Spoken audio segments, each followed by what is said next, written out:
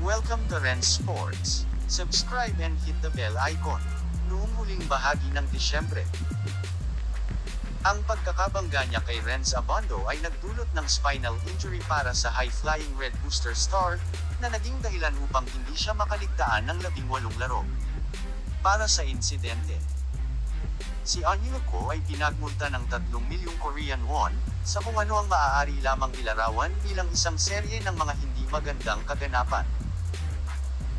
Ang import ng Goyang Sono Skygunners na si Chinano An Yuko ay muling nasangkot sa isang insidente sa isang Filipino-Asia Kota player sa KBL. Sa pagkakataong ito ay kasama si SJ Bell Angel, ilalabis na nasaktan si SJ matapos ang kanyang banggaan kay Chinano An Yuko sa pagtatapos ng laro ng KBL na tampok Team Daegu at Goyang noong ika-17 ng Marso.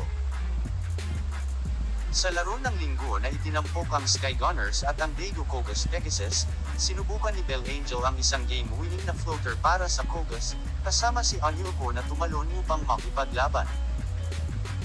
Sa kabutihang palad, naiwasan ni Bell Angel ang isang malaking pinsala at dumaranas ng shin contusion, ayon sa ulat ng Jump Ball Korea. Inaasahang maglalaro siya sa sandaling mawala ang sakit. Si An Yuko ay naging sikat sa mga Filipino-Asian Kota import sa KBL nitong muli.